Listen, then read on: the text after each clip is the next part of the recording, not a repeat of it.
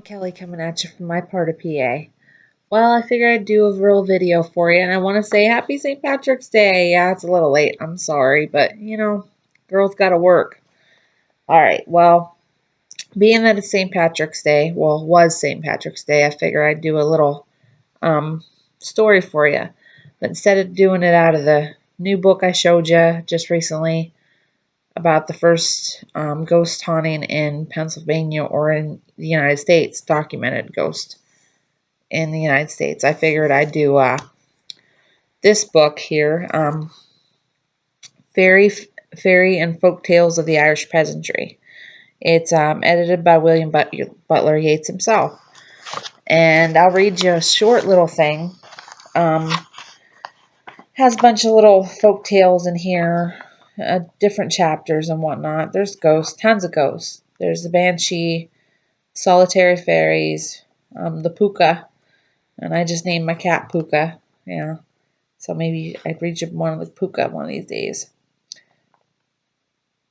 Okay, I'll tell you what a puka is if you don't know. Okay, solitary fairies, the puka. The puka seems essentially an animal spirit. Some derives his names from Puk, a he-goat, and spectively persons consider him the forefather of Shakespeare's Puck. On the solitary mountains and among old ruins he lives, grown monstrous with much solitude, and is of the race of the nightmare. In the MS story called Macneen Mechalary, of uncertain authorship, writes me Mr. Douglas Hyde. We read that out of a certain hill in Leinster there used to emerge as far as his middle a plump, sleek, terrible steed, and speak in human tongue to each person about November Day. And he was accustomed to give intelligence and proper answers to such as consulted him concerning all that would befall them until November of the next year. And the people used to leave gifts and presents at the hill until the coming of Patrick and the holy clergy.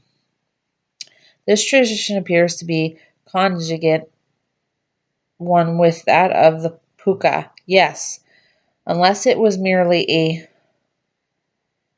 inchi or water horse, for these, we are told, were common once, and used to come out of the water to gallop on the sands and in the fields, and people would often go between them and the marge and bridle them, and they would make them the finest horses if only they could keep them away from the sight of water.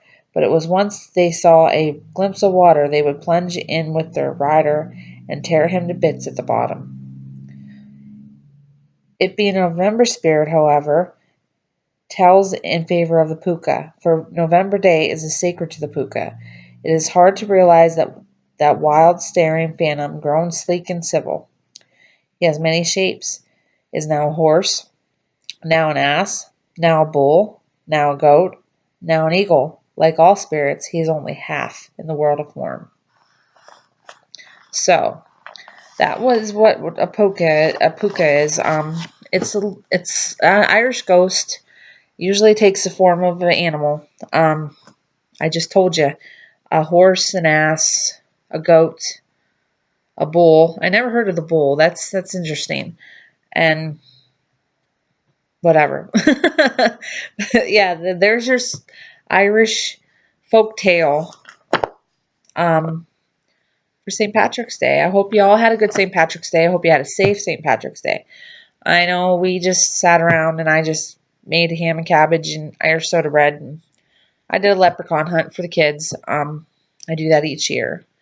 And they seem to enjoy it. And then I went off to work. Yay! But this weekend, I'm hoping to do it up good. I'm hoping to get me a few drinks in. But with that being said, did you know in Ireland, I'm pretty sure about this. I've never been there, but I have it from, whatever. It's actually considered a really, really, really religious holiday. Think Easter. but in Ireland. I mean, I'm sure they have like a brew at the pub or whatever, maybe one or two, but they don't get fall down drunk like we do here in America. And sometimes I think it's sad that, actually, I do think it's sad that we do that. You know, we take a beautiful, the Irish have a beautiful culture. That's my ancestors, actually, is Irish and Scottish and Indian. But they have a beautiful culture and they have beautiful legendary things. And I think St. Patrick's Day should be more about the pride of being Irish, the pride of, you know what I mean, just loving the culture, you know what I mean, instead of just let's go get slam ass drunk and do stupid shit. I mean, yeah, don't get me wrong. I like to celebrate sometimes too and stuff like that. But don't you think we should be more concerned about how the other world views us? I mean, we're taking a culture's holy day, one of their holiest days, and we're just going out and getting toasted. I mean, I guess that's tradition in itself, but what's that say about America? Just food for thought there. All right, well, have a blessed day. I hope you guys all enjoyed your St. Patrick's Day. Like I said, I worked. I'm going to lay down and try to get some sleep because I work again tonight. And I will let you know in a couple days because I'm really psyched and I'm going to be getting a tattoo soon. Yay! So I have to show you what it looks like and what's up with it and stuff. All right, blessings all. Peace. Take care. And, enjoy the day. All right, bye-bye. Thanks.